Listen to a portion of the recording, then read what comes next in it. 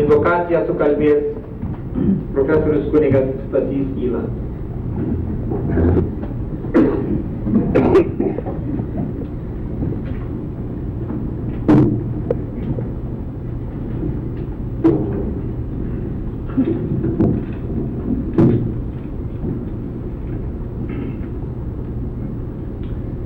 Esam mažos tautos, maža saujelė Viešpatie, bet žvelgiam ateitin su didelė viltim. Argi ne tu drąsinai mažąjį būrį, ar ne tu lenkėsi ir lenkiesi prie mažo ir silpno, juos keli, o galinguosius tramdai.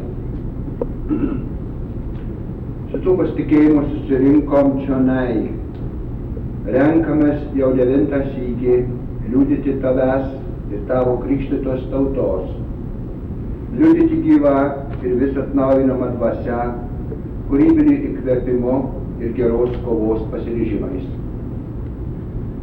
Būk su mumis Viešpatie, kaip biblinė saulė iškilusi ugnimi ir krauju.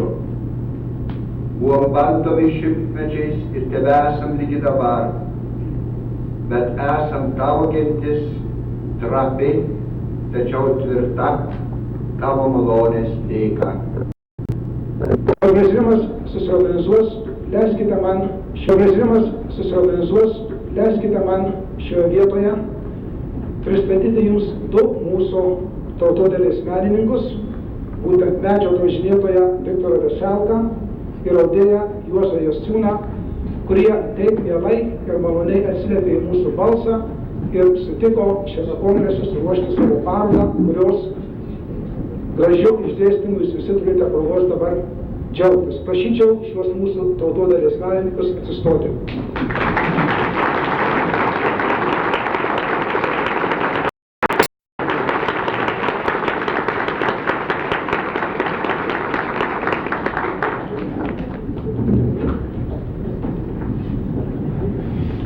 Ekscelencijos ganytojai, gerbiami ir mėly kongreso dalyviai. Man malonu prezidiumo ir sekreto vardu padėkoti labai nuoširdžiai federacijos vadovybei ir taip pat kongreso dalyviams už suteiktą mums didelę garbę vadovauti 9-ajam Ateitininkų kongresui. Mes stengsimės, kad čia mums plati pateikta programa būtų galimai sėkmingiau vykdyta. Tačiau kongreso pasisekimas ne tiek paeina nuo prezidiumo, kiek nuo visų kongreso dalyvių.